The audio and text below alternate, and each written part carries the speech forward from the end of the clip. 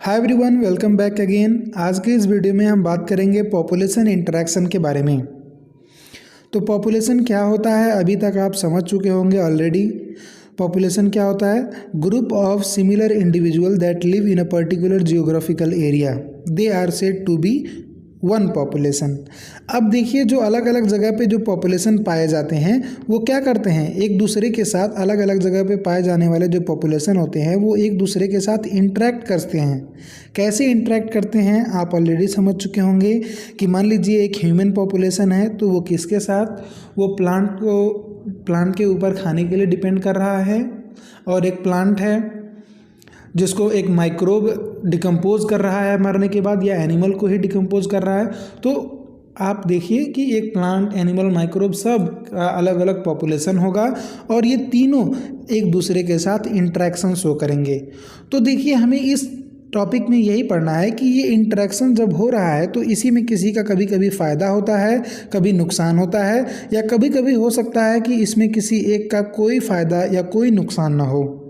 तो जब भी पॉपुलेशन इंटरेक्शन होता है तो कभी किसी का फ़ायदा, किसी का नुकसान, किसी का कभी हो सकता है कोई फ़र्क ना पड़े, यानी उस पर न्यूट्रल इफेक्ट आए। तो ऐसा ही कुछ मामला है। तो इसकी वजह से किसका नुकसान किसका फ़ायदा देखकर हम कई सारी पॉसिबिलिटीज़ यहाँ पे बना सकते हैं, और यही पढ़ने वाले हैं हम इस टॉपिक में। ठीक है, तो चलिए पढ़ना शुरू करते हैं। क्या लिखा हुआ है? Population interaction. Can you think of any natural habitat on earth that is inhabited just by a single species? पूछ रहा है कि क्या आप कोई सोच सकते हैं ऐसा हैबिटेट हो अर्थ पे जहाँ पे एक ही स्पीसीज रहती हो? तो आप कहेंगे नहीं, हम ऐसा बिल्कुल नहीं सोच सकते क्योंकि हमने देखा ही नहीं होगा। There is no such habitat and such a situation is even inconceivable। तो ऐसा कोई हैबिटेट, ऐसा कोई सिचुएशन नहीं है इस अर्थ पर। किसी भी एक स्पीसीज़ के लिए जो मिनिमम रिक्वायरमेंट होता है ना, वो उसको कम से कम एक दूसरा स्पीसीज़ तो चाहिए ही चाहिए जिस पे वो फीड कर सके। आपको लगता है कि प्लांट तो सर खाना बना सकते हैं खुद, तो उनका तो सर्वाइवल हो जाना चाहिए। नहीं हो सकता, प्लांट का भी सर्वाइवल अकेले नहीं हो सकता। क्यों? Even a plant species which can make its own food can not survive alone. Why? Because it needs soil microbe to break down the organic matter in soil and return the inorganic nutrient for absorption। आप जानते हैं जब कोई भी plant animal मरता है तो वो क्या होता है, डेड ऑर्गेनिक मैटर बन जाता है। वो जब डेड ऑर्गेनिक मैटर में क्या होता है, इनऑर्गेनिक न्यूट्रिएंट्स बाउंडेड फॉर्म में पाए जाते हैं, और उसको यही माइक्रोब आकर जब डिकम्पोज करता है तो वो इनऑर्गेनिक मैटर फ्री हो जाता है। इसी फ्री इनऑर्गेनिक मैटर को तो प्लांट एब्जॉर्ब करता है। तो देखिए ना, प्लांट को भी कम से कम माइक्रोब तो चाहिए ही जो उस डेड ऑर्गेनिक मैटर को डिकम्पोज कर इनऑर्गेनिक मटेरियल फ्री कर दे रहा है ताकि प्लांट उसे एब्जॉर्ब कर सके। यानी प्लांट भी जो अपना खाना खुद बना सकता है उसको भी कम से कम कोई एक दो स्पीसीज तो चाहिए ही चाहिए भाई। और क्या कह रहा है? And then how will the plant manage pollination without an animal agent? Pollination के बारे में आपने पढ़ा है, एनिमल नहीं रहेगा तो पोलिनेशन कैसे होगा? It is obvious that in nature animal, plant and microbe do not and can not live in isolation but interact in various way to form a biological community. तो आप जानते हैं ये ऑब्वियस है, क्या नेचर में प्लांट हो, animal हो या माइक्रोब हो, ये अकेले नहीं रह सकते हैं बल्कि वो इंटरेक्ट करते हैं अलग अलग तरीके से और बायोलॉजिकल कम्युनिटी बनाते हैं। ठीक है, चलिए फिर क्या कह रहा है?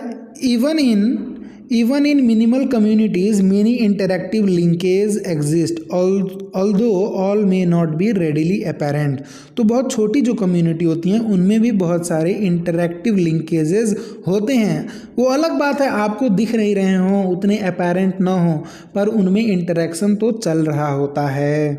ठीक है, आगे देखिए क्या कह रहा है? Interspecific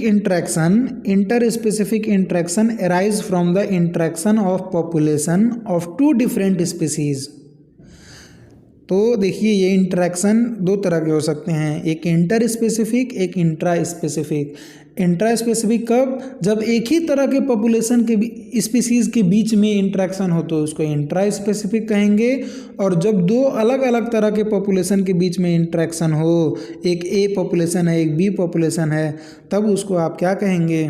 उसी को आप इंटर स्पेसिफिक इंटरेक्शन कहेंगे। तो how does inter specific interaction occur? Interspecific interaction arise from the interaction of population of two different species। और ये क्या हो सकते हैं? They could be beneficial, detrimental और neutral। मतलब ये इंटरेक्शन क्या हो सकते हैं? हो सकते हैं वो फ़ायदे के लायक, फ़ायदे वाले हों, या हो सकता है नुकसानदेह हों, डेट्रीमेंटल मतलब नुकसान, या हो सकता है न्यूट्रल हो, मतलब ना नुकसान हो रहा हो ना फ़ायदा हो रहा हो, to one of the species और बोथ। दोनों को फ़ायदा भी हो सकता है, दोनों को नुकसान हो सकता है, एक को फ़ायदा एक को नुकसान, एक को फ़ायदा एक को कुछ नहीं, एक को नुकसान एक को कोई दिक्कत नहीं। तो ऐसे अलग अलग तरह के इंटरेक्शन हो सकते हैं। Assigning a plus sign for beneficial interaction, अगर बेनिफिशियल इंटरेक्शन को, बेनिफिट को हम प्लस और डेट्रीमेंटल यानी नुकसान को नेगेटिव और न्यूट्रल को जीरो से अगर हम रिप्रेजेंट करें तो जितने भी पॉसिबल आउटकम हो सकते हैं इंटर स्पेसिफिक इंटरेक्शन के, वो टेबल 13.1 में दिया हुआ है और उसी को हम देखते हैं। तो देखिए ये आपके सामने टेबल 13.1 बनाया हुआ है। इसमें क्या माना है हमने? एक स्पीसीज़ माना है ए, दूसरी स्पीसीज़ माना है बी, और उनमें क्या होगा इफेक्ट। तो जब इफेक्ट जो होगा उसी के अकॉर्डिंग उस इंटरेक्शन का क्या नाम देंगे हम, ये दिया हुआ है। तो देखिए अगर दो स्पीसीज़ हैं, एक ए और एक बी, और उन दोनों ऐसा कोई इंटरेक्शन हो रहा है जिसकी वजह से उन दोनों को फ़ायदा हो रहा है, तो क्या होता है? ऐसे इंटरेक्शन को म्यूचुअलिज्म कहा जाता है। और अगर कोई ऐसा इंटरेक्शन हो रहा है जिसकी वजह से दोनों को नुकसान, तो उसको कंपटीशन कहते हैं। अगर किसी एक को फ़ायदा एक को नुकसान, तो उसको या तो प्रीडेशन कहेंगे या पैरासिटिज्म कहेंगे। ठीक है, इसमें दोनों में प्रीडेशन और पैरासिटिज्म में एक का फ़ायदा होता है और एक का नुकसान। तो आप कहेंगे इन दोनों में डिफरेंस क्या है? डिफरेंस अभी आपको क्लियर हो जाएगा। देखिए प्रीडेशन मतलब क्या होता है? ये शिकार और शिकारी वाला रिश्ता है, और पैरासिटिज्म वाला क्या है? पैरासाइट, होस्ट और पैरासाइट वाला रिश्ता है। प्रीडेशन में क्या होता है? एक्चुअली जो फ़ायदा हो रहा होता है जिसका, वो बड़ा होता है, और जिसका नुकसान होता है वो छोटा होता है। पैरासिटिज्म में जिसका फ़ायदा हो रहा होता है वो छोटा होता है, और जिसका नुकसान हो रहा होता है वो बड़ा वाला होता है। प्रीडेशन का मतलब होता है कैच करना, किल करना किसी को और उसके बाद उसको खाना। पैरासिटिज्म का मतलब मारना नहीं होता है, उसको जान से नहीं मारना होता है, उससे धीरे धीरे लंबे समय तक उस पर जिंदा रहना और उसी से फ़ायदा उठाते रहना, ये पैरासिटिज्म है। जैसे मान लीजिए आपका कोई कंजूस दोस्त जो आपसे बस फ़ायदे के लिए केवल जुटा हुआ है, तो वो एक तरह से पैरासाइट है आपके लिए, है कि नहीं? मजाक की बात है। आगे देखिए फिर क्या कह रहा है? अगर कोई इसी एक स्पीसीज़ को फ़ायदा और दूसरे को कुछ नहीं, जीरो, न्यूट्रल, तो उसको कमेंसलिज्म कहेंगे। और अगर किसी एक को नुकसान और दूसरे को कुछ नहीं, तो उसको एमेंसलिज्म कहेंगे। अभी आपको अगर समझ में नहीं आ रहा है तो कोई दिक्कत नहीं है, अभी बस ये याद रखिए आप, दोनों को फ़ायदा म्यूचुअलिज्म, दोनों को नुकसान कंपटीशन, एक को फ़ायदा एक को नुकसान प्रेडेशन, एक को फ़ायदा एक को नुकसान पैरासिटिज्म, एक को फ़ायदा एक को कोई दिक्कत नहीं कमेंसलिज्म, और एक को नुकसान दूसरे को कोई दिक्कत नहीं एमेंसलिज्म। इन सब के बारे में हम धीरे धीरे करके स्टेप बाय स्टेप पढ़ने वाले हैं। आगे देखिए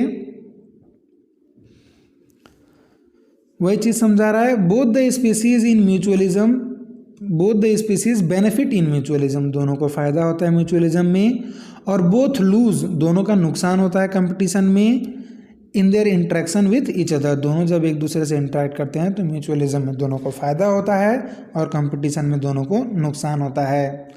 in both parasitism and predation only one species benefit, predation और पैरासिटिज्म में सिर्फ एक को फ़ायदा होता है। किसको? पैरासिटिज्म में तो पैरासाइट को और प्रीडेशन में प्रीडेटर को। ठीक है। And the interaction and the interaction is detrimental to the other species, और दूसरे को नुकसान होता है। किसको नुकसान होता है? होस्ट को नुकसान होता है पैरासिटिज्म में, और प्रे को नुकसान होता है प्रीडेशन में। ठीक है। The interaction where one species is benefited and the other is neither benefited nor harmed is called commensalism. ऐसा इंटरेक्शन जिसमें एक का फायदा होता है और दूसरे को क्या, कोई ना बेनिफिट हो ना कोई नुकसान हो, उसको कमेंसलिज्म कहा जाता है। जबकि एमेंसलिज्म में क्या होता है, एक स्पीसीज़ को नुकसान होता है जबकि दूसरे स्पीसीज़ को कोई फ़र्क नहीं पड़ता है। ऐसे को क्या कहेंगे आप? एमेंसलिज्म कहेंगे। Predation, parasitism and commensalism share a common characteristic. Predation, parasitism और कमेंसलिज्म में एक खास बात क्या होती है कि वो इंटरेक्टिंग स्पीसीज़ जो रहती हैं वो एक साथ रहती हैं, क्लोजली रहती हैं। तो सबसे पहले क्या दिया हुआ है? सबसे पहले दिया हुआ है आपका प्रीडेशन के बारे में यहाँ पर। तो इसी प्रीडेशन के बारे में हमें सबसे पहले समझना है। ये सब प्रीडेशन के बारे में है। ठीक है। उसके बाद किसके बारे में दिया हुआ है? प्रीडेशन के बारे में। बाद देखिए कंपटीशन दिया हुआ है, कंपटीशन, और कंपटीशन के बाद पैरासिटिज्म, पैरासिटिज्म के बाद कमेंसलिज्म, कमेंसलिज्म के बाद म्यूचुअलिज्म, म्यूचुअलिज्म। एमेंसलिज्म कहाँ है? नहीं है क्या? एमेंसलिज्म, एमेंसलिज्म यहीं बीच में दिया हुआ है। एमेंसलिज्म को अलग से पॉइंट नहीं किया है मेरे ख्याल से, अंदर ही दिया हुआ है, पढ़ेंगे तो मिलेगा हमें। ठीक है। तो चलिए पढ़ते हैं धीरे धीरे, लाइन बाय लाइन सब कुछ पढ़ते हैं, सब कुछ समझेंगे। ठीक है। चलिए तो सबसे पहला पढ़ना शुरू करते हैं प्रीडेशन के बारे में। तो बहुत अच्छे से समझाया गया है, एकदम आसान टॉपिक है। आप देखिए, What would happen to all the energy fixed by autotrophic organism if the community has no animal to eat plant? अगर कोई एनिमल नहीं रहेगा खाने के लिए तो क्या होगा? क्या होगा आगे देखिए, समझ में आ जाएगा। You can think of predation as a nature's way of transferring energy to higher trophic level, the energy fixed by plant. तो प्रीडेशन को आप क्या सोच सकते हो? एक तरह से प्रीडेशन को आप सोच सकते हो कि एक एनर्जी ट्रांसफ़र करने का तरीका है कि नहीं? क्योंकि जब कोई एक बड़ा ऑर्गेनिज्म किसी एक छोटे ऑर्गेनिज्म के ऊपर अगर आप मार के काट के उसको खा रहा है पकड़कर, तो उसमें क्या हो रहा है? उस प्रोसेस में एनर्जी ट्रांसफ़र हो रहा है। तो प्रीडेशन क्या है? एक तरह का एनर्जी ट्रांसफ़र करने का तरीका है। Predation acts as a conduit of energy transfer, ऐसा कुछ आपको जानना है। कंड्यूट मतलब मीडियम, मीडियम की तरह एक्ट करता है, एनर्जी ट्रांसफ़र करने का एक तरीका है, एक चैनल है, एक सोर्स है। ठीक है। फिर क्या कहता है? When we think of predator and prey, most probably it is the tiger and deer that readily comes to our mind. तो जब भी हम प्रीडेटर और प्रे, शिकारी और शिकार के बारे में सोचते हैं तो हमारे दिमाग में सबसे पहले क्या आता है? एक टाइगर और एक डियर का हमारे ख्याल में आता है, दिमाग में ख्याल आता है उस चीज़ का। तो बहुत अच्छी बात है अगर आता है तो। यही है शिकार और शिकारी का रिश्ता, यही है। एक लायन और एक डियर से बेहतर कोई और एग्जाम्पल नहीं है प्रीडेशन को समझने के लिए। बट जो नई बात है आज के लिए वो क्या है? Sparrow eating any seed is no less a predator. एक स्पैरो, एक चिड़िया जो एक सीड को खा रही है वो भी कोई प्रीडेटर से कम नहीं है, कम प्रीडेटर नहीं है, वो भी पूरी तरीके से प्रीडेटर है भाई। क्यों? क्योंकि एक सीड, जो सीड है उसमें क्या होता है भाई? एम्ब्रोयो होता है ना। सीड के अंदर क्या होता है? एम्ब्रोयो। और एम्ब्रोयो क्या प्रोड्यूस करेगा? एक नया प्लांट। और प्लांट क्या है? लाइफ एक लिविंग ऑर्गेनिज्म है। तो यानी वो भी एक जान को खा रही है ना। तो आज से क्या, एक चिड़िया भी प्रीडेटर है। लायन तो है ही, चिड़िया भी प्रीडेटर है, आपको ये समझना है। Although animal eating plant are categorise separately as herbivore, they are in a broad ecological context not very different from predator. हालांकि हम एनिमल जो प्लांट को खाते हैं ऐसे एनिमल को हर्बीवोर कहते हैं, बट वो भी क्या है? अगर ब्रॉडली थोड़ा सोचा जाए तो वो भी प्रीडेटर से कोई अलग नहीं है। यानी कि वो भी क्या है? प्रीडेटर हैं। तो देखिए, besides acting as a conduit of energy transfer across trophic level, अभी बताया ना, प्रीडेटर क्या करता है, it act as a conduit of energy transfer, मतलब मीडियम, कंड्यूट मतलब क्या होता है, मीडियम, एक ट्रॉफिक लेवल से दूसरे ट्रॉफिक लेवल तक एनर्जी को ट्रांसफ़र करने का मीडियम की तरह एक्ट करता है प्रीडेशन। और उसके अलावा कुछ और भी इम्पोर्टेंट रोल प्ले करता है। क्या, देखिए दूसरा, they keep pray population under control, prey population को कंट्रोल में रखता है। कैसे, अगर वो खाएगा नहीं तो उसकी आबादी बहुत ज़्यादा बढ़ जाएगी, ठीक है, तो उसकी आबादी को कंट्रोल करता है ना, ठीक है। अगर but for predator, prey species could achieve very high population densities and cause ecosystem instability। तो वही कह रहा है, but for predator, prey species could achieve very high population density। अगर वो नहीं खाएगा उसको, वो नहीं रहेगा predator, तो क्या करेगा, पॉपुलेशन डेंसिटी बहुत ज़्यादा हो जाएगी प्रे की, और वो क्या, इकोसिस्टम को अनस्टेबल कर देगा। It will cause instability to the ecosystem. Example समझिए, एग्जाम्पल से समझिए, when certain exotic species are introduced in a geographical area, मतलब कोई एक पर्टिकुलर जियोग्राफिकल एरिया है, उसमें अगर किसी बाहर उगने वाली स्पीसीज़ को लेकर आया जाए, तो ऐसी स्पीसीज जिसको बाहर से लेकर आया जा रहा है वो इस जगह के लिए एक्जोटिक स्पीसीज हो गई, ठीक है। एक्जोटिक स्पीसीज का मतलब समझ में आया आपको। तो जब किसी एक्जोटिक स्पीसीज को लेकर आया जाता है किसी पर्टिकुलर जियोग्राफिकल एरिया में, तो वो क्या हो जाता है, ऐसा देखा गया है कि they become invasive and start spreading fast because the invaded land does not have its natural predator. क्यों हो जाता है, तबाही क्यों मचा देता है, इतना तेज़ी से क्यों बढ़ता है, क्योंकि इस एरिया में तो ये उगता ही नहीं था, पहले होता ही नहीं था, या वो कोई प्लांट हो या एनिमल हो वो नहीं पाया जाता था, तो उसका प्रेडेटर भी नहीं पाया जाता था। अब जब आप इसको बाहर से लेकर आओगे तो ये ग्रो हो जाता है बहुत तेज़ी से और तबाही मचा देता है। क्यों, क्योंकि उसका नेचुरल प्रेडेटर वहाँ पे नहीं है। इसी का एक बहुत अच्छा एग्जाम्पल, उदाहरण है, यहाँ पे आगे देखिए क्या कह रहा है, द प्रिकली पियर कैक्टस। तो एक कैक्टस का प्लांट जिसका नाम प्रिकली पियर कैक्टस है, इसको इंट्रोड्यूस्ड इन ऑस्ट्रेलिया में लाया गया था। 1920 की बात है, क्या है, 1920 की बात है, 1920s की बात है, ऑस्ट्रेलिया की बात है। वहाँ पे क्या किया गया था, प्रिकली पियर कैक्टस नाम का एक कैक्टस प्लांट लेकर आया गया। तो क्या देखा ना लोगों ने, उसने तबाही मचा दिया, हैवोक, तबाही मचा दिया। कैसे, spreading rapidly into million of hectare of rangeland, एकदम millions of hectare of rangeland. Rangeland मतलब क्या, ग्रासलैंड, उसको पूरा भर गए ये कैक्टस कैक्टस कैक्टस हर जगह। तो यही उसी बात को, अपनी पिछली बात को समझाने के लिए बता रहा है, ठीक है।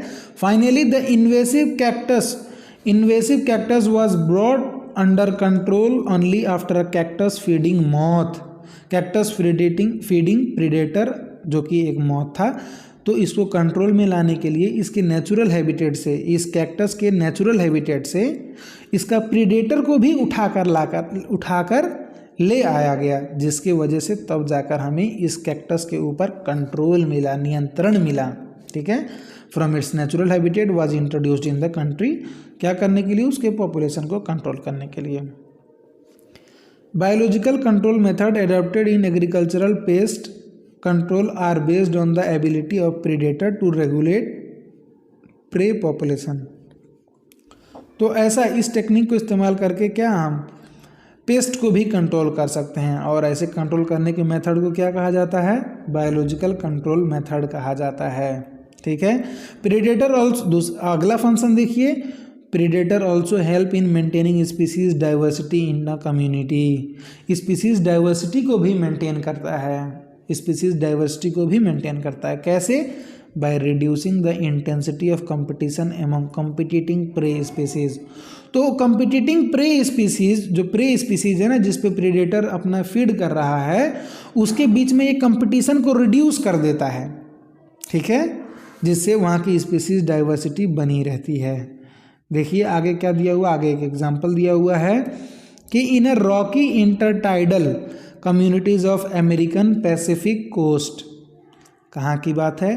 अमेरिका के पैसिफिक कोस्ट की जगह की बात है। वहाँ पे जो पत्थरीली जगह थी, समुंदर के किनारे जो पथरीली जगहें होती हैं, पत्थर वाली, इंटरटाइडल एरिया उसको कहते हैं हम, वहाँ पे क्या किया गया? Starfish Pisaster is an important predator. वहाँ का एक अच्छा खासा प्रेडेटर होता है, ठीक है, वहाँ पे एक प्रेडेटर की तरह काम करता है ये। तो एक एक्सपेरिमेंट किया गया, एक फील्ड एक्सपेरिमेंट किया गया, वहाँ पे देखा क्या किया गया, ये जितने भी स्टारफिश थे predator, when all the starfish were removed from an enclosed intertidal area, more than 10 species of invertebrate become extinct within a year. तो जब इस प्रेडेटर को वहाँ पर हटा दिया गया ना, तो देखा गया कि उस इंटरटाइडल एरिया में पाए जाने वाले 10 से अधिक इनवर्टिब्रेट स्पीसीज गायब हो गए 1 साल के अंदर अंदर। क्यों? इंटर स्पेसिफिक कंपटीशन की वजह से आपस में खाने पीने के लिए लड़के कट के मर के ख़त्म हो गए, तबाह हो गए, बर्बाद हो गए। तो इससे क्या समझ में आती है? Predator maintains species diversity. इससे पहले क्या पढ़ा था? Predator control prey population. इससे पहले क्या पढ़ा था? प्रीडेटर या predation act as a conduit of energy transfer. तो ये तीनों बहुत इंपॉर्टेंट लाइन है, आपको याद रखना है, ठीक है।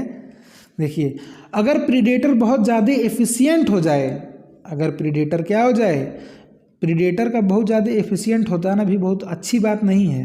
क्यों? If predator is too efficient and over exploit its prey, then prey might become extinct and following it the predator will also become extinct for the lack of food.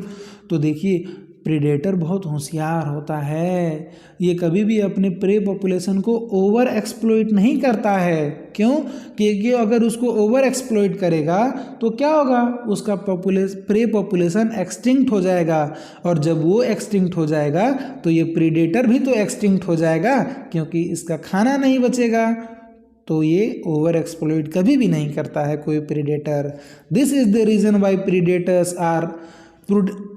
Y predators in nature are prudent. तो इसीलिए कहा गया है predator कैसा होता है? Prudent मतलब चालाक। प्रूडेंट का मतलब क्या होता है?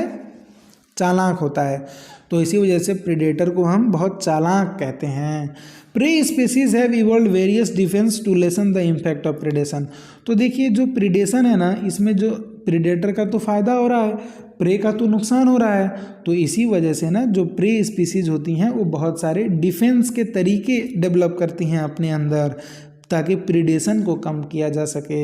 अब इसी का एग्जांपल आगे दिया हुआ है, और वो क्या है? Some species of insect and frogs are cryptically coloured, यानी camouflage to avoid being detected easily by the predator. तो क्या कुछ इंसेक्ट या फ्रॉग के स्पीसीज क्या करते हैं? कैमोफ्लेज शो करते हैं। कैमोफ्लेज मतलब क्या? अपना रंग बदलना, अपने सराउंडिंग के तरह ही अपना रंग कर लेना, जिसकी वजह से क्या होगा, उसका प्रीडेटर नहीं पहचान पाएगा उसको। जैसे आपने कभी देखा होगा कि सड़े गले पत्ते वहाँ अगर पड़े हुए हैं कहीं पे, तो वहीं पे शायद अगर तितली बैठी हुई है तो आपको पता ही नहीं चलेगा। आप जब वो उड़ के जाएगी तितली, तब आपको पता चलेगा कि अच्छा यहाँ तितली बैठी हुई थी। तो वो क्या, एक तरह का क्या है, कैमोफ्लेज करने का तरीका है। और तरीके क्या हो सकते हैं डिफेंस के, बचने के लिए प्रीडेशन से, प्रे का? देखिए, some are poisonous and therefore avoided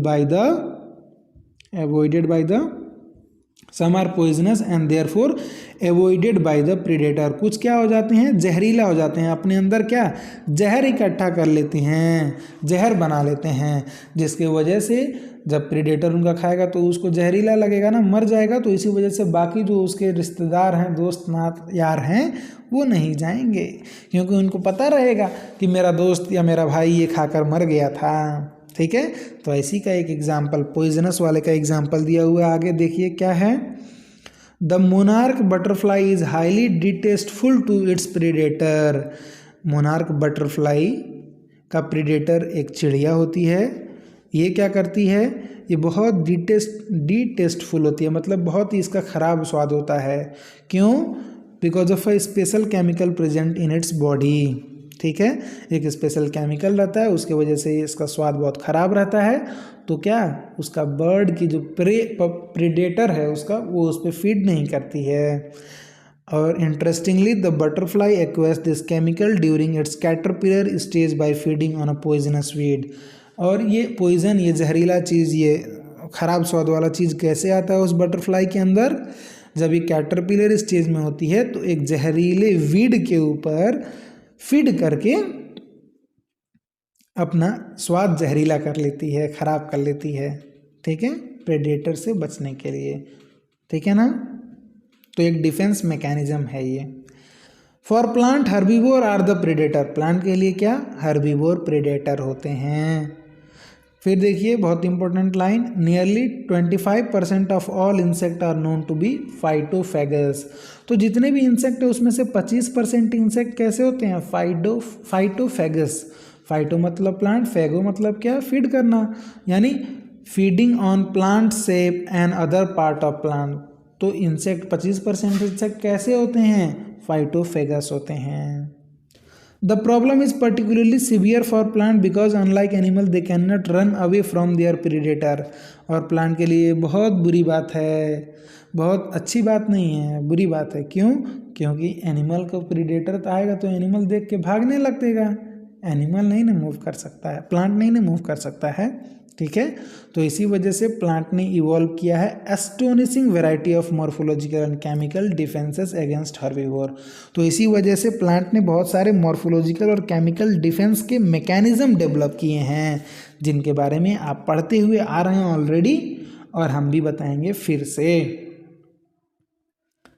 तो देखिए क्या कह रहा है, थॉर्न्स, जैसे थॉर्न मतलब कांटे, किस में होते हैं? एकासिया और कैक्टस में होते हैं। थॉर्न्स और कांटे होते हैं ना एकासिया और कैक्टस में। तो ये क्या है? ये एक तरीके के डिफेंस के मैकेनिज्म हैं, मॉर्फोलॉजिकल मेथड ऑफ डिफेंस हैं, ठीक है। और बहुत सारे प्लांट क्या करते हैं? प्रोड्यूस करते हैं और स्टोर करते हैं केमिकल, जो क्या करता है, अगर उसको हर्बीवोर खा लेगा ना तो वो बीमार पड़ जाएगा। फीडिंग तो क्या होगा, जो इनहिबिट करेगा और इनहिबिट फीडिंग और digestion, disturb it's reproduction and even kill it. तो उसके लाइफ प्रोसेसेस को डिस्टर्ब करेगा या उसका रिप्रोडक्शन या मार ही देगा, ठीक है। तो इस वजह से बहुत सारे हर्बीवोर उन प्लांट्स को नहीं खाते हैं। You must have seen that weed the Calotropis growing in abandoned field. तो आपने कैलोट्रोपिस देखा है? हाँ बिल्कुल देखा होगा भाई, नहीं देखा तो देख लेना। The plant produces highly poisonous cardiac glycoside and that is why you never see any cattle और गोट ब्राउजिंग। तो कैलोट्रोपिस जो प्लांट है ना, ये वीड एक तरह का जिसमें क्या पॉइजनस कार्डियक ग्लाइकोसाइड्स पाए जाते हैं। क्या पाए जाते हैं? पॉइजनस जहरीले कार्डियक ग्लाइकोसाइड्स। कार्डियक ग्लाइकोसाइड मतलब क्या होता है? ग्लाइको मतलब शुगर, तो शुगर कंटेनिंग कंपाउंड जो हार्ट पे जहर का काम करते हैं उनको कार्डियक ग्लाइकोसाइड्स कहा जाता है, ठीक है। दैट इज़ वाई यू, तो इसी वजह से ये प्लांट क्या कैलोट्रोपिस में क्या होता है? Cardiac glycoside. इसी वजह से कोई हर्बीवोर उसको नहीं खाता है। A wide variety of chemical substance that we extract from plant on a commercial scale, जैसे कि निकोटीन, कैफीन, क्विनीन, स्ट्राइचिनिन, ओपियम। तो ये सब जो केमिकल हम एक्चुअली ऑब्टेन कर रहे हैं प्लांट से ना, तो एक्चुअली ये प्लांट के क्या है, क्यों बना रहा है प्लांट? प्लांट के डिफेंस का एक तरह से मैकेनिज्म है, ये केमिकल डिफेंस करने का तरीका है, जो उनको क्या बचाते हैं, किससे? अगेंस्ट ग्रेजर्स एंड ब्राउजर्स, चरने वालों से बचाते हैं, ठीक है। तो ये था कंप्लीट प्रेडेशन के बारे में। आई होप आपको अच्छे से समझ में आया होगा कि प्रेडेशन क्या है, ठीक है। चलिए आगे देखते हैं अगला क्या है। अब अगला जो है आपका वो क्या है? कंपटीशन है, कंपटीशन। तो देखिए, when Darwin spoke of the struggle for existence and survival of the fittest in nature, he was convinced that interspecific competition is a potent force in organic evolution। तो जब डार्विन ने बताया था struggle for existence and survival of the fittest in nature के बारे में, जिसके बारे में आपने इवोल्यूशन में पढ़ा होगा, नहीं होगा पढ़ा तो बाद में कभी पढ़ा जाएगा। तो इनका भी मानना ये था क्या, इंटर स्पेसिफिक कंपटीशन ही होता है क्या potent force in organic evolution. It is generally believed that competition occur when closely related species compete for the same resources that are limiting। तो क्या जनरली ये माना जाता है या ये होता है कि ये इंटर स्पेसिफिक कंपटीशन या कंपटीशन कब होता है, कंपटीशन तब होता है जब क्लोजली रिलेटेड स्पीसीज compete करते हैं, लड़ते हैं सेम रिसोर्सेज के लिए और जो कि कम अमाउंट में है। मतलब कंपटीशन कब होता है, जब स्पीसीज सेम तरह के हों, जिनकी ज़रूरतें सेम तरह की हों और रिसोर्स लिमिटेड हो, तभी कंपटीशन उत्पन्न होता है, ऐसा माना जाता है जनरली आमतौर पर। ये बात गलत नहीं है, पर सिर्फ यही होता है ये बात भी सही नहीं है। क्यों? क्योंकि आगे कह रहा है this is not entirely true. क्यों? क्योंकि totally unrelated species could also compete for the same resource. यहाँ पे क्या बोल रहा है, क्लोजली रिलेटेड स्पीसीज के बीच में इंटर कंपटीशन होता है ना, तो आगे एग्जांपल देखिए आप, वो सही है होता है पर हमेशा नहीं, अनरिलेटेड के बीच में भी कंपटीशन हो सकता है, ये बताना चाह रहा है। For instant in some shallow South American lake, South America में लेक हैं, वहाँ पे क्या होता है, जो विजिटिंग फ्लेमिंगो बर्ड जो है ना वो आती है वहाँ पे, तो क्या करती है वहाँ पे जो जू प्लैंकटन होते हैं ना उनको खा लेती है। ये जो फ्लेमिंगो बर्ड है वहाँ पे जू प्लैंकटन जो होते हैं उनको खा लेती है। और वही वो जू प्लैंकटन किसके खाने हैं, जो वहाँ पे मछलियाँ, रहने वाली मछलियाँ हैं। तो एक तरह से देखो कि उस तालाब में बड़ी मछली रह रही है, उसका खाना क्या है, छोटे छोटे जू प्लैंकटन। अब इसी को जो बाहर से आ रहा है क्या, फ्लेमिंगो बर्ड, वो भी इसी को खा रहा है और ये मछली भी इसी को खा रहा है। तो आप कह रहे हो ना, देखो दोनों में कंपटीशन हो रहा है, एक ही खाने के लिए दोनों में लड़ाई हो रहा है। तो टोटली अब ये बताओ, आप बताओ, एक बर्ड और एक फ्लेमिंगो बर्ड और एक मछली जो कि उस तालाब में रह रही है, उसमें क्या ही रिलेशन है, नहीं रिलेशन है ना, पर फिर भी कंपटीशन तो हो रहा है। तो कंपटीशन हमेशा क्लोजली रिलेटेड में हो ये ज़रूरी नहीं है, अनरिलेटेड के बीच में भी कंपटीशन हो सकता है। ठीक है। दूसरी बात रिसोर्स हमेशा लिमिटेड हो ऐसा भी ज़रूरी नहीं है कंपटीशन में। ठीक है, उसके लिए देखिए क्या कह रहा है, the feeding efficiency of one species might be reduce due to the interfering and inhibitory presence of other species even if resources are abundant. तो कई बार क्या होता है, जब रिसोर्सेस अबाउंडेंट रहें फिर भी कंपटीशन हो सकता है। क्यों?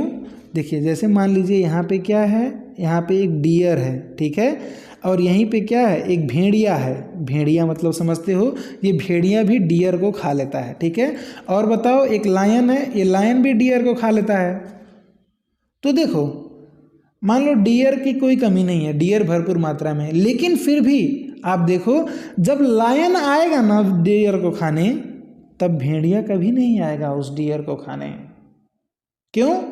क्योंकि इसकी फीडिंग एफिशिएंसी ज़्यादा है, ये ज़्यादा खाने की क्षमता ज़्यादा है, ताकतवर ज़्यादा है, मोर पावरफुल है, और ये थोड़ा कम पावरफुल है। तो जब मोर पावरफुल आ जाएगा ना, तो कमज़ोर वाला साइड ले लेगा, रास्ता ले लेगा तुरंत। तो यहाँ पे कंपटीशन हुआ कि नहीं, इसके और इसके बीच में हुआ। तो क्या डियर की कमी थी? नहीं, डियर तो भरपूर मात्रा में थे, पर क्या हुआ, इसके फीडिंग में इंटरफेरेंस हो गया ना, एक इंटरफेयरिंग स्पीसीज के प्रेजेंस के वजह से। तो ये भी एक कंपटीशन है और इसको इंटरफेरेंस कंपटीशन कहा जाता है। ठीक है, देखिए तो क्या feeding efficiency of one species might be reduced due to the interfering and inhibitory presence of other species even if resources यानी food या space abundant हो, तब भी हो सकता है। तो इसी वजह से हम कंपटीशन को बेस्ट कैसे डिफाइन करेंगे, it is a process in which fitness of one species is significantly lower in the presence of another species. यही एक बेस्ट डिफिनेशन है किसका, कंपटीशन का। ठीक है, फिटनेस मतलब क्या, फिट है कितना, सर्वाइवल के चांसेस, या आर के टर्म में इंट्रिंसिक रेट ऑफ इंक्रीज में मेजर किया जाता है फिटनेस को, ठीक है। It is relatively easy to demonstrate in laboratory experiment as Gause and experimental ecologists did. When resources are limited, the competitively superior species will eventually eliminate the other species, but evidence for such competitive exclusion occur in nature is not always conclusive. तो ऐसा हम experiment करके ये जो fitness of one species is reduced over another species, ये जो बात है इसको हम प्रूफ भी कर सकते हैं, डेमोन्स्ट्रेट भी कर सकते हैं लेबोरेटरी में, जैसा गॉस ने और कुछ एक्सपेरिमेंटल इकोलॉजिस्ट ने करके दिखाया था। क्या दिखाया था इन्होंने ये देखा एक्सपेरिमेंट करके कि जब कोई सुपीरियर स्पीसीज रहेगा ना तो वहाँ से क्या, जब रिसोर्स लिमिटेड रहेंगे तो जो सुपीरियर स्पीसीज रहेगा ना वो क्या कर देगा, इलिमिनेट कर देगा किसको, इन्फीरियर स्पीसीज को। हालांकि इसके एविडेंस थोड़ा बहुत अच्छे नहीं है हमारे पास।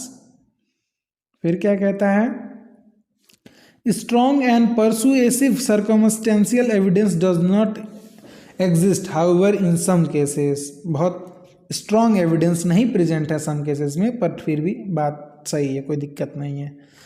एग्जाम्पल देख लीजिए उसी चीज़ का, कि देखिए यहाँ पे एग्जाम्पल क्या दिया हुआ है, the Abingdon tortoise in Galapagos island का एग्जाम्पल दिया हुआ है।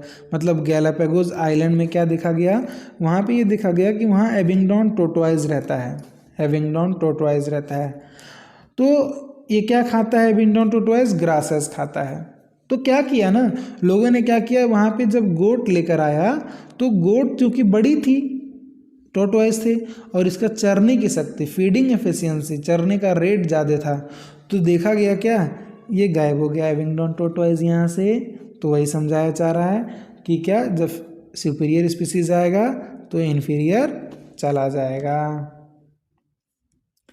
तो पढ़ लेते हैं एक बार, the Abingdon tortoise in Galapagos island become extinct within a decade, एक ही डिकेड में 10 साल के अंदर चले गए, गायब हो गए, जब गोट को इंट्रोड्यूस किया गया आइलैंड के ऊपर, apparently due to the greater browsing efficiency of the goat. कैसे, क्यों, क्योंकि गोट की ग्रेजिंग एफिशिएंसी ज़्यादा थी। Another evidence for the occurrence of competition in nature comes from what is called competitive release भी एक तरह का एविडेंस है, वो हम देखेंगे क्या है यहाँ पे, ठीक है। चलिए, a species his distribution is restricted to a small geographical area because of the presence of competitively superior species is found to expand its distributional range dramatically when the competing species is experimentally removed। तो क्या देखिए कि अगर किसी particular area में किसी दूसरे superior species होने की वजह से किसी एक दूसरे स्पीसीज का डिस्ट्रीब्यूशन बहुत अगर कम है, ठीक है, तो अगर हम उसके सुपीरियर स्पीसीज को हटा दें तो उसका पॉपुलेशन बहुत ड्रामेटिकली चेंज हो जाएगा, बढ़ जाएगा, ये बताना चाह रहा है, ठीक है। फिर क्या कह रहा है,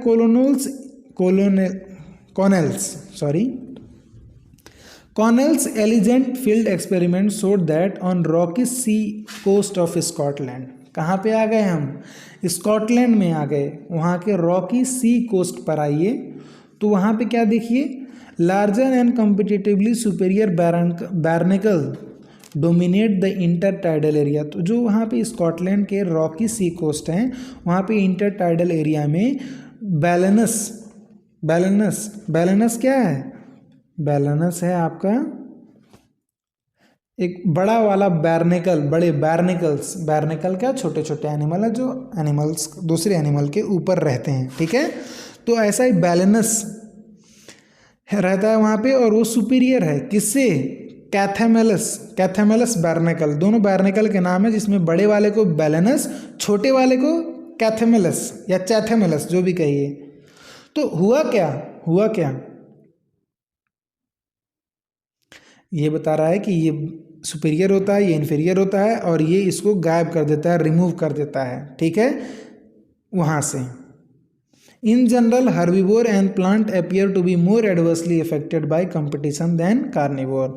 तो देखिए कंपटीशन जब होता है तो हर्बीवोर से ज़्यादा कार्निवोर से ज़्यादा जो हर्बीवोर हैं और प्लांट हैं उनके ज़्यादा इफेक्ट पड़ता है। क्यों? क्योंकि इनका प्लांट का एक्चुअली नंबर ज़्यादा होता है उनका, ठीक है। तो उससे ज़रूरतें ज़्यादा होती हैं, तो ज़रूरतें ज़्यादा होती हैं, जब कम होगा खाना, कंपटीशन होगा तो ज़्यादा दिक्कत उनमें पैदा होगी, ठीक है ना। चलिए आगे देखते हैं। आ गया गॉसे का कॉम्पिटिटिव एक्सक्लूजन प्रिंसिपल क्या कहता है, देखिए it states that two closely related species competing for the same resources cannot coexist indefinitely and the competitively inferior one will eliminated individually। तो देखिए दो क्लोजली रिलेटेड स्पीसीज जो सेम रिसोर्सेस के लिए compete कर रहे हैं वो दोनों बहुत को एग्जिस्ट लंबे समय तक इंडिफिनेटली को एग्जिस्ट नहीं कर सकते, और जो इन्फीरियर होगा ना उसको एलिमिनेट हो जाना पड़ेगा, ठीक है। This may be true if, यही गॉसे का कॉम्पिटिटिव एक्सक्लूजन प्रिंसिपल है। This may be true if resources are limiting but not otherwise. ये कब सही होगा? जब रिसोर्सेज कैसे हैं? This may be true if resources are limiting, जब रिसोर्स लिमिटिंग होगा तभी होगा। अगर रिसोर्स लिमिटेड नहीं है, अनलिमिटेड है, तब तो कोई लड़ाई झगड़ा ही नहीं है, तब कोई लड़ाई झगड़ा ही नहीं है, ठीक है ना। More recent studies do not support such gross generalization about competition। तो आजकल क्या बहुत ज़्यादा ये लोग मानते नहीं हैं ऐसी बातें, ठीक है। क्यों? क्योंकि और भी थोड़ा तरीके हैं। क्या तरीके हैं? देखिए while they do not rule out the occurrence of interspecific competition in nature, अब ये जो मानते नहीं है वो एकदम हटा नहीं देते हैं कि कंपटीशन होता है नेचर में, मानते हैं, बट वो ये कहते हैं कि they point out that species facing competition might evolve mechanism that promote coexistence rather than exclusion.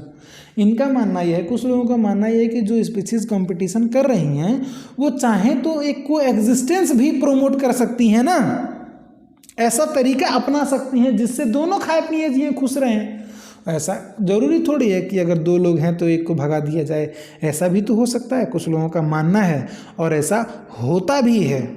ऐसा ही एक मैकेनिज्म है रिसोर्स पार्टीशनिंग। रिसोर्स पार्टीशनिंग क्या होता है? देखिए रिसोर्स स्रोत को क्या करना, पार्टीशन कर देना, पार्टीशन अलग अलग टुकड़ों में बांट देना।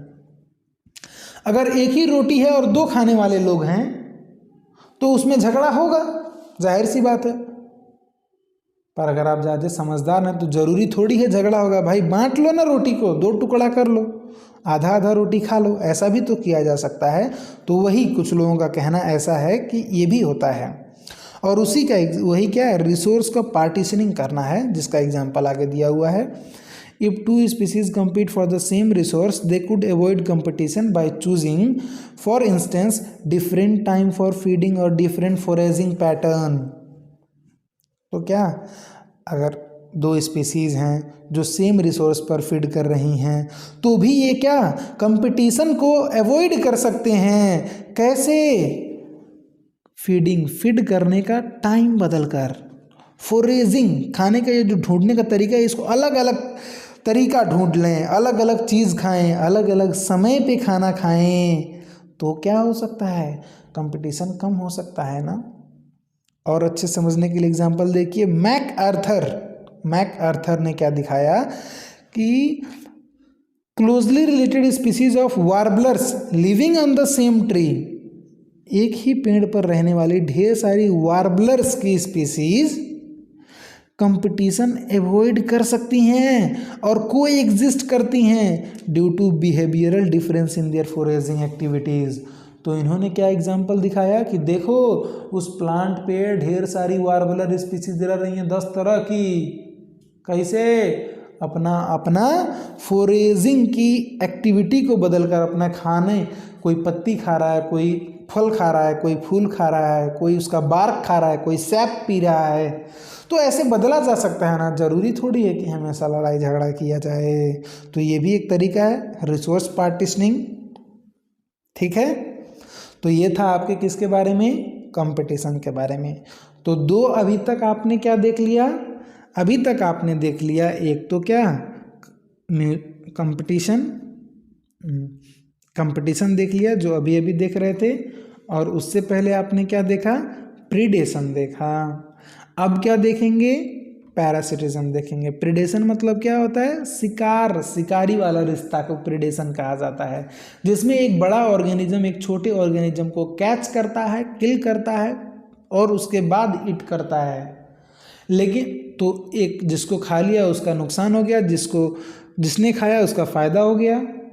और ऐसा ही एक रिश्ता है पैरासिटिज्म, जिसमें एक का फायदा और एक का नुकसान होता है, पर जो छोटा वाला है फायदा उसका होगा, छोटू का फायदा होगा, बड़े वाले का नहीं।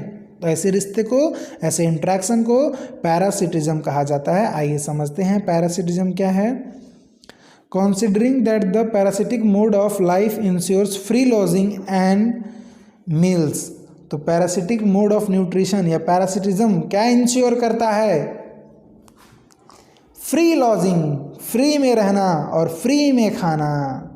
It is not surprising that parasitism has evolved in so many taxonomic group from plant to higher vertebrate।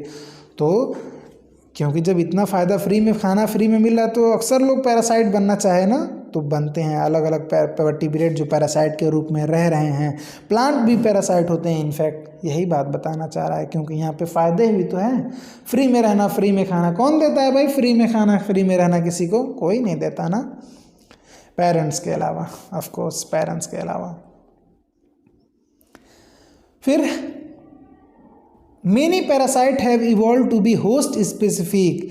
They can parasite मतलब बहुत सारे पैरासाइट तो ऐसा इवॉल्व कर चुके हैं कि वो होस्ट स्पेसिफिक हो चुके हैं, मतलब वो सिर्फ एक ही स्पीसीज को पैरासिटाइज कर सकते हैं, ठीक है। और इस तरीके से इवॉल्व हो चुके हैं कि in such a way that both the host and parasite tend to coevolve करते हैं, को इवॉल्व साथ साथ बदलते रहते हैं, साथ साथ उनमें इवोल्यूशन होता रहता है। अगर होस्ट में कुछ बदलाव आ गया तो पैरासाइट भी अपने अंदर बदलाव ला लेगा, ठीक है। इसको को इवॉल्व कह रहे हैं।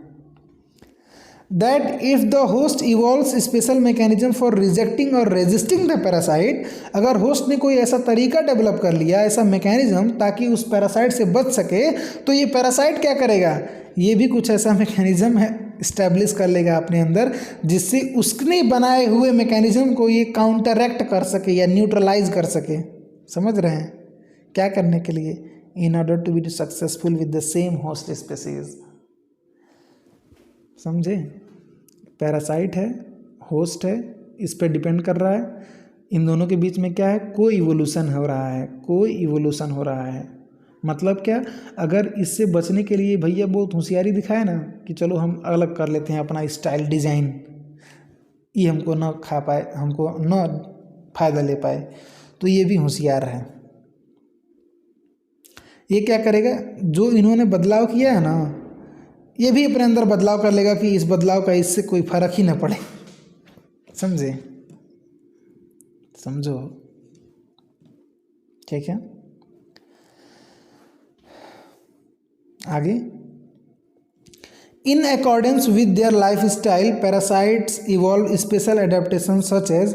तो देखिए, पैरासाइट होने के लिए कुछ स्पेशल एडेप्टेशन लाने पड़ते हैं आपके अंदर, और वो क्या है, मतलब आपके अंदर नहीं, पैरासाइट के अंदर।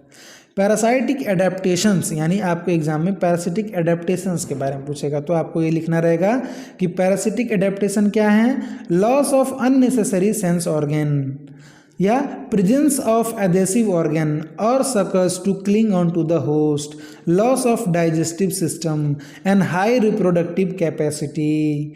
तो ये सब क्या है, पैरासिटिक एडेप्टेशन हैं, जो आपको याद रखना है।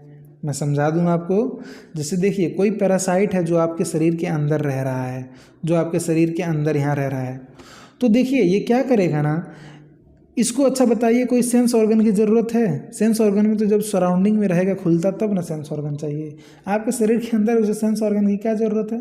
अब जब ज़रूरत नहीं है तो फालतू में किसी चीज़ के लिए एनर्जी खर्च करके बनाना क्यों भाई?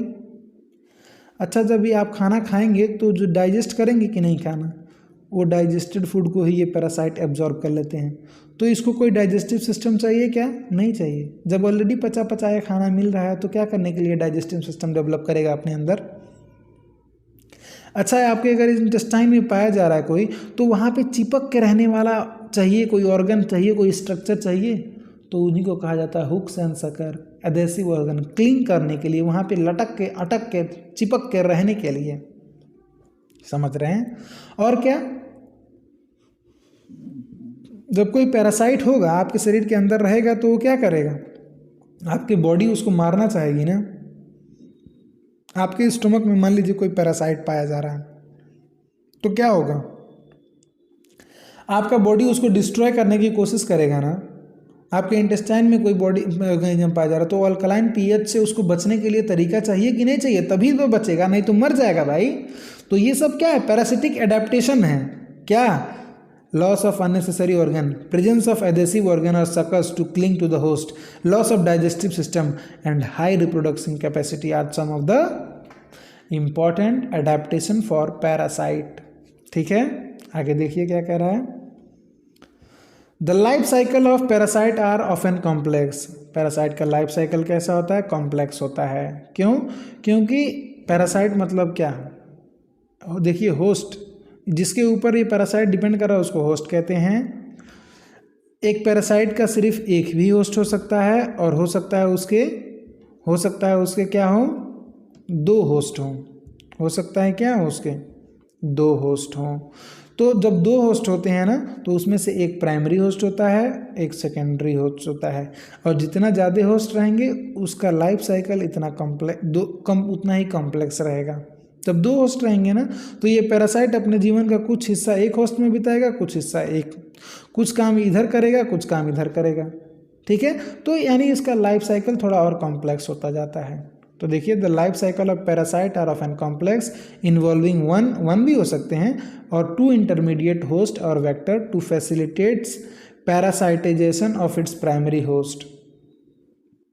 और क्या करने के लिए दो होस्ट होता है, ये जो दूसरा वाला होस्ट होता है ना, इंटरमीडिएट होस्ट, वो एक्चुअल में वेक्टर की तरह काम करता है, जिससे क्या, इस पैरासाइट को अपने प्राइमरी होस्ट को पैरासाइटाइज करने में मदद मिलती है। ठीक है, the human liver fluke, a trematode parasite, जो कि एक ट्रेमेटोड है, एक पैरासाइट है human liver fluke, depend on two intermediate host, एक क्या, स्नेल और दूसरा फिश। तो देखिए, एक ह्यूमन लीवर फ्लूक जो होता है, जो ह्यूमन में बीमारी करता है, पैरासाइट एक तरह का, इसके दो इंटरमीडिएट होस्ट होते हैं, एक क्या, स्नेल और दूसरा फिश। ठीक है, तो यानी इसका लाइफ साइकिल क्या होगा, थोड़ा और कॉम्प्लेक्स होगा। ठीक है, malarial parasite needs a vector, the malarial parasite needs a vector mosquito to spread to the host. जो मलेरिया का पैरासाइट है, क्या होता है, प्लाज्मोडियम, उसको क्या चाहिए होता है, मस्क्यूटो चाहिए होता है वेक्टर के फॉर्म में, ताकि वो अपने होस्ट तक पहुंच सके। Majority of the parasite harm the host. ज़्यादातर पैरासाइट अपने होस्ट को क्या करते हैं, हार्म करते हैं, और क्या करते हैं, they reduce their survival, growth and reproduction of the host and reduce it population density. तो पैरासाइट अपने होस्ट का क्या करता है, उसका सर्वाइवल, उसका ग्रोथ और उसका रिप्रोडक्शन की एबिलिटी को रिड्यूस कर देता है, जिसकी वजह से उसकी पॉपुलेशन डेंसिटी ही रिड्यूस हो जाती है। ठीक है, और क्या कर देता है, they might render the host more vulnerable to predation by making it physically weak। तो उसको और कमज़ोर बनाकर वो उसके प्रीडेशन के लिए और उसको प्रीडेशन के शिकार होने के लिए मजबूर कर देता है। ठीक है, फिजिकली वीक कर ताकि उसका प्रीडेशन और आसानी से प्रीडेटर कर सकता है। ठीक है, तो ये एक तरह से नुकसान है। फिर क्या कह रहा है, parasite that feed on the external surface of the host organism are called ectoparasite. तो क्या, पैरासाइट दो तरह के हो सकते हैं। अगर कोई ऐसा पैरासाइट है जो किसी ऑर्गेनिज्म के शरीर के ऊपर रह रहा है, तो उसको आप एक्टोपैरासाइट कहेंगे, और अगर वो अंदर रह रहा है शरीर के, तो उसको आप क्या कहेंगे, एंडोपैरासाइट कहेंगे। ठीक है, आगे देखिए, बहुत सारा एक्टो और एंडोपैरासाइट का एग्जाम्पल दिया हुआ है। The most familiar example of this group are lice on human. तो लाइस जो जू है आपके सर पे रहता है वो क्या है, या डॉग्स के ऊपर जो टिक्स रहते हैं, ये सब एक्टोपैरासाइट के एग्जाम्पल हैं। और भी many marine fishes are infested with ectoparasitic copepods. तो मेरीन फिशेज के ऊपर जो एक्टोपैरासाइट रहते हैं वो क्या है, कॉपॉड्स हैं। कस्कूटा क्या है, एक पैरासिटिक प्लांट है that is commonly found growing on a hedge plant. Cuscuta जो कि एक प्लांट है ये भी एक पैरासाइट है और एक्टोपैरासाइट है जो कि हेज प्लांट के ऊपर ग्रो करता हुआ दिखता है। क्यों ग्रो करता है ये, एक्चुअल में क्या होता है, it has lost its chlorophyll and live in the course of evolution. इसके पास लीफ और क्लोरोफिल नहीं होता है तो वो फूड अपना प्रिपेयर नहीं कर पाता है, इस वजह से वो हेज प्लांट से जुड़ जाता है, जिसके वजह से वो क्या, उसका अपना न्यूट्रिशन एब्जॉर्ब कर सके। ठीक है, चलिए, it derives it's nutrition from the host plant which it parasitizes. The female mosquito is not considered a parasite although it needs our blood for reproduction. Can you explain why? क्या कह रहा है, जो फीमेल मॉस्किटो है उसको हम parasite की तरह नहीं कंसीडर करते हैं, हालांकि उसको हमारा ब्लड चाहिए होता है रिप्रोडक्शन के लिए। Can you explain why? तो इसका एक सिंपल सा ही एक्सप्लेनेशन हो सकता है कि हम होस्ट उसको, पैरासाइट उसको कहते हैं जो किसी ऑर्गेनिज्म के ऊपर अपने फूड के लिए डिपेंड रहे। ठीक है, जबकि फीमेल मॉस्किटो क्या करने के लिए अपना ब्लड लेती है, हमारा ब्लड सक करती है, तो रिप्रोडक्शन करने के लिए एक्चुअल में। तो इसी वजह से हम उसको पैरासाइट के रूप में नहीं कंसिडर करते हैं। Endoparasite are those that live inside the host body at different site. अलग अलग जगह पर पाए जा सकते हैं बॉडी के अंदर, जैसे liver, kidney, lung, red blood cell etc। फिर क्या कह रहा है, life cycle of endoparasites are more complex because of their extreme specialisation. Their morphological and anatomical features are greatly simplified while emphasising their reproductive potential. तो इनका morphological और anatomical feature क्या, बहुत सिंपल होता है। फिर एक अलग स्पेशल तरह का एक पैरासिटिज्म देखिए क्या होता है, ब्रूड पैरासिटिज्म। क्या, ब्रूड पैरासिटिज्म क्या है? Brood parasitism in bird is a fascinating example of parasitism in which parasitic bird lay its egg in the nest of its host and lets the host incubate them.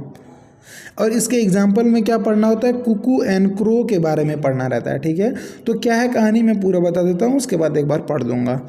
देखिए, जो आपने सुना होगा, अगर 3 idiot movie देखा है आपने, तो आपने वहाँ पे देखा होगा कि वो क्या बताता है, वायरस सबसे पहले वो कहता है कि कोयल कभी अपना घोंसला नहीं बनाती है और वो अपने अंडा दूसरे के घोंसले में देती है। ठीक है, तो वही वाली कहानी है कि कोयल जो है ना अपना कभी घोंसला नहीं बनाती है, वो कौवे के या बाकी कौवे के जो घोंसला होता है उसमें अपने अंडे दे देती है और वहीं छोड़ देती है इंक्यूबेशन के लिए भी। क्यों? इसी वजह से कौवा और कोयल का अंडा साइज एकदम लगभग सिमिलर हो चुका है और उनका बच्चा भी जब होगा ना तो पहचान में नहीं आता है। तो ये एक तरह का पैरासाइट हो गई। कोयल बर्ड जो है, कुकू बर्ड, एक तरह की पैरासाइट हो गई।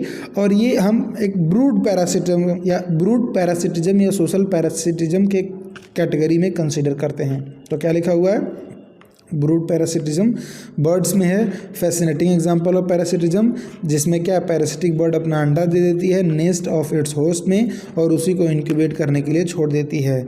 इवोल्यूशन में क्या हुआ है, egg of parasitic bird have able to resemble the host egg in size and colour to reduce the chances of host bird detecting the foreign egg and ejecting them, ताकि वो कौवा पहचान ना सके कि ये किसी दूसरे का अंडा है। इसी वजह से इवोल्यूशन में क्या हुआ है, कोयल ने अपना अंडा या अपने बच्चे जो है उसका वैसा ही कर लिया है जैसा कौवा का बच्चा होता है, दोनों काले काले हैं। ठीक है, तो यहाँ पे कह रहा है ट्राई टू, ऐसा अपने इन्वायरमेंट में ऑब्जर्व कीजिए। ऑब्जर्व करने के लिए कह रहा है आपको, मैंने बता दिया आपको। फिर उसके बाद नेक्स्ट जो है वो क्या पढ़ना है आपको, कमेंसलिज्म के बारे में पढ़ना है। तो कमेंसलिज्म के बारे में देखिए, this is the interaction in which one species benefits and other is neither harm nor benefited. तो ऐसा इंटरेक्शन है जिसमें एक को फ़ायदा होता है और दूसरे को न तो नुकसान न फ़ायदा। फॉर एग्जाम्पल, जैसे कि एक ऑर्किड ट्री जो कि एक एपीफाइट है। एपीफाइट मतलब किसी दूसरे प्लांट के ऊपर ग्रो करने वाला प्लांट। ये किसके ऊपर ग्रो करता है, मैंगो के ब्रांच के ऊपर ग्रो करता है।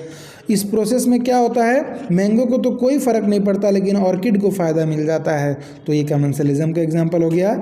ऐसे ही जो बड़ी बड़ी व्हेल मछलियाँ रहती हैं उनके ऊपर छोटे छोटे जानवर बार्नेकल्स ग्रो करते हैं, रहते हैं। तो बार्नेकल्स को क्या एक फ्री की सवारी मिल जाती है व्हेल के ऊपर।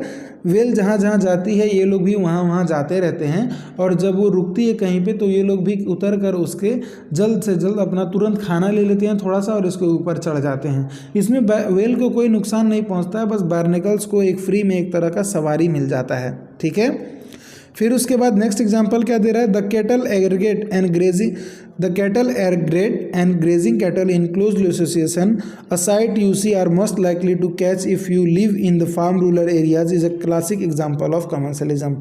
तो आपने देखा होगा जो कैटल ग्रेजिंग करते होते हैं वो क्या करते हैं, सबसे पहले घास चरने से पहले वो थोड़ा सा अपने पैर से हिला देते हैं, साफ करते हैं, तो उसमें क्या होता है कीड़े कुछ उड़ जाते हैं। तो उनके कैटल्स के ऊपर जो बर्ड बैठी रहती है, बर्ड रहती है ना, वो क्या ये बर्ड क्या करती हैं, ये बैठी नहीं रहती है, दूर रहती हैं उनसे। ठीक है, तो ये बर्ड उन कीड़ों को खा लेती हैं, तो इस प्रोसेस में इस बर्ड को फ़ायदा मिल जाता है, जबकि इसका कोई फ़ायदा कोई नुकसान कुछ नहीं होता है। तो ये क्या है, is the most classic example of commensalism. ठीक है, the egrets always forage close to where the cattle are grazing because the cattle as they move stir up and flush out insect from the vegetation that otherwise might be difficult for the egret bird to find and catch. क्या, जब वो चरने जाती हैं ना तो वो क्या करती हैं, फ्लश आउट कर देती हैं, हिलाती हैं, जब घास को खनती हैं तो उस प्रोसेस में इंसेक्ट निकल जाती, उड़ता है ना। और अगर ऐसा ना करते तो क्या, इस एग्रेट बर्ड को, एग्रेट एक बर्ड है, ठीक है, तो उसको दिक्कत होती है ढूंढने के लिए। चलिए आगे देखिए, another example of commensalism is the interaction between sea anemone that has a stinging tentacles and the clown fish that lives among them. तो दूसरा एग्जाम्पल क्या है, सी एनिमोन कुछ ऐसा खतरनाक सा डरावना सा एक जानवर है जो कि सी में रहता है। ठीक है, तो इसी के साथ साथ क्या, क्लाउन फिश बगल बगल में रहती हैं, बगल बगल में इसके छोटी छोटी मछलियाँ क्लाउन फिश रहती हैं। तो इससे क्या होता है, ये इसके पास ये जो सी एनिमोन है इसके पास ये जो कैप्सूल निकले हुए हैं टेंटाकल्स, ये स्टिंग करते हैं, डसते हैं, तो इसी वजह से बाकी जो लोग ऑर्गेनिज्म है वो डरते हैं, इसके आसपास नहीं आते हैं। तो ये इसके पास रहती है तो उससे क्या होता है, इसको प्रोटेक्शन मिल जाता है। ठीक है, क्या देखिए आगे वही लिखा हुआ, the fish get protection from predator which stay away from the stinging tentacles. The anemone does not appear to derive any benefit by hosting the clown fish. Anemone को कोई फ़ायदा नहीं पहुंचता है, तो ये क्या है, it is also one of the best example of commensalism. ठीक है, तो ये सब एग्जाम्पल आपको याद रखनी है। इसके बाद क्या दिया हुआ है आपके एनसीईआरटी में, इसके बाद दिया हुआ है म्यूचुअलिज्म के बारे में। What is mutualism? This interaction confers benefit on the both interacting species. Lichens represent an intimate mutualistic relationship between fungus and a photosynthetic algae or cyanobacteria. तो म्यूचुअलिज्म का एग्जाम्पल क्या है, lichen. What is lichen, it is association between algae and fungus. क्या होता है इनमें दोनों का फ़ायदा होता है। दोनों का फ़ायदा कैसे, ये जो एल्गे है ना ये फोटोसिंथेसिस करता है, और फंगी जो है ये वाटर एब्जॉर्प्शन करने की एबिलिटी इसमें बहुत अच्छी होती है। तो ये दोनों एक दूसरे को, ये इसको खाना देता है, ये इसको पानी देता है, तो ये दोनों क्लोज एसोसिएशन में रहते हैं, दोनों को फ़ायदा होता है। ऐसे एसोसिएशन को जिसमें एल्गे और फंगस साथ रहें उसको लाइकेंस कहा जाता है, और ये एक म्यूचुअलिज्म का बहुत अच्छा एग्जाम्पल है जो बार बार आप पढ़ते हुए आ रहे हैं। सिमिलरली माइकोराइजा क्या होता है, it is the association between fungi and root of higher plant.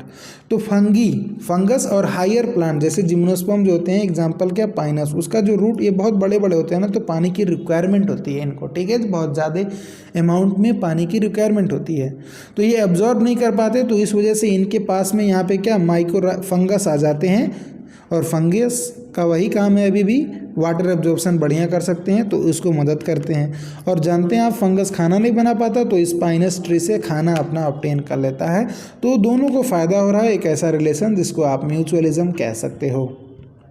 ठीक है, चलिए आगे वही लिखा हुआ है, mycorrhiza association between fungi and root of higher plant. Fungi help in plant in absorption of essential nutrient from the soil, while the plant in turn provide fungi with energy yielding carbohydrate यानी food provide करता है। ठीक है, फिर आगे example क्या दे रहा है, देखिए, The most spectacular and evolutionary fascinating example of mutualism are found in the plant animal। तो सबसे बढ़िया वाला जो एग्जाम्पल म्यूचुअलिज्म का प्लांट एनिमल के बीच में जो होता है वो वाला होता है, ऐसा कह रहे हैं ये। कैसे, देखिए, प्लांट क्या करने के लिए एनिमल को ज़रूरत होती है, पोलिनेशन करने के लिए और उनका सीड के डिस्पर्सल के लिए। ठीक है, और animals obviously have to be paid fees for the services that plant expect from them. Plant offer reward or fee in the form of pollen and nectar for pollinator and juicy and nutrient fruit for seed dispersers. ठीक है, तो देखिए plant animal का एक relation दिया हुआ है mutualism का, जिसमें पोलिनेशन का दिया हुआ है। देखिए, जो प्लांट का पोलिनेशन, जो एनिमल या इंसेक्ट प्लांट का पोलिनेशन कराते हैं तो उनको क्या मिलता है, फ्लोरल रिवार्ड्स मिलता है इन द फॉर्म ऑफ नेक्टर या फ्रूट या पोलन, खाने के लिए मिल जाता है, तो उनका फ़ायदा हो गया। और इस प्लांट का पोलिनेशन हो गया तो उसका फ़ायदा। तो दोनों को फ़ायदा, और एक ऐसा रिलेशन है जिसको आप म्यूचुअलिज्म कह सकते हो। ठीक है जी, ठीक है।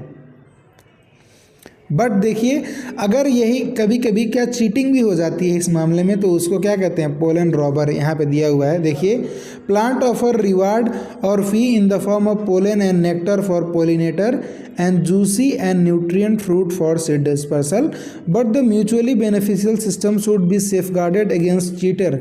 इसको कई बार क्या है, यहाँ पे चीटर्स वगैरह भी आ जाते हैं, तो उससे प्रोटेक्ट करना पड़ता है।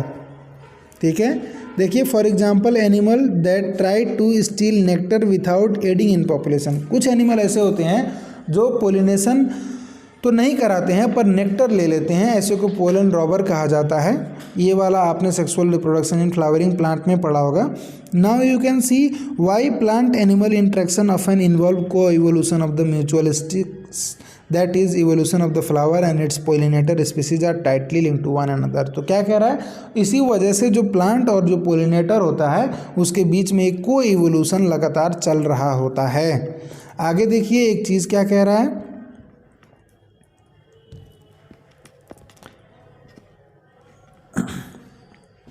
क्या कह रहा है, in many species of fig tree there is a tight 1-to-1 relationship with the pollinator species of wasp. क्या होता है, फिग ट्री में और वास्प स्पीसीज में क्या होता है, एक टाइट 1-to-1 रिलेशनशिप होता है, म्यूचुअलिज्म होता है। ठीक है, it means given fig species can be pollinated by its partner wasp species and no other species. वो सिर्फ वास्प से ही उसका पोलिनेशन हो सकता है। फीमेल वास्प को क्या मिल जाता है, अंडा देने का जगह, ओवी पोजीशन साइट, अंडा देने का जगह, एग लेइंग साइट मिल जाता है। ठीक है, और उसको क्या, डेवलपिंग सीड को नरिशमेंट के लिए, खाने के लिए, फूड के लिए मिल जाता है। ठीक है ना। आगे देखिए क्या कह रहा है, इट्स लार्वा, अपने लार्वा को उसके लार्वा को वहाँ पे खाना भी मिल जाएगा। द वास्प पोलिनेट क्या कह रहा है, the wasp pollinates the fig species,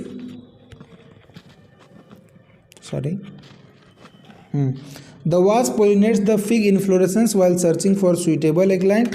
तो इस कंडीशन में क्या हो जाता है, वास्प वो पोलिनेशन करा देता है और उसको खाना मिल जाता है, उसका पोलिनेशन करा देता है, तो ये फिग का फ़ायदा हो गया और उसको खाना मिल रहा है, अंडा देने का जगह मिल रहा है, तो उनका फ़ायदा हो गया। तो ये म्यूचुअलिज्म का एक रिलेशन है। ठीक है, अच्छा, यहाँ पे एक स्पेशल एग्जाम्पल दिया हुआ है जो आपको देखना है, क्या, ऑर्किड्स के बारे में।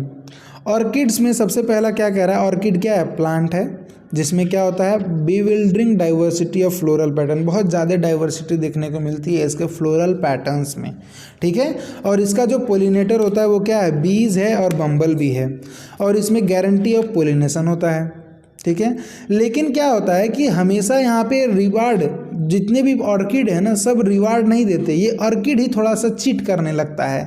क्या चीट करता है, देखिए, एक तरह का ऑर्किड होता है जो मेडिटेरेनियन सी के आसपास ग्रो करता है। ये क्या करता है, सेक्सुअल डिसीट करता है, पोलिनेशन करवाने के लिए सेक्सुअल डिसीट करवाता है। कैसे, देखिए ये क्या करता है ना, इसका एक जो पेटल होता है ये अपने वास्प, एक जो उसका बी होता है ना, उसके फीमेल के साथ बना लेता है, रिजेम्बलेंस शो करने लगता है, ताकि इसका जो मेल भी होता है ना, उसको लगता है ये इसकी फीमेल है और यहाँ पर आके वो कॉपुलेशन करने की कोशिश करता है।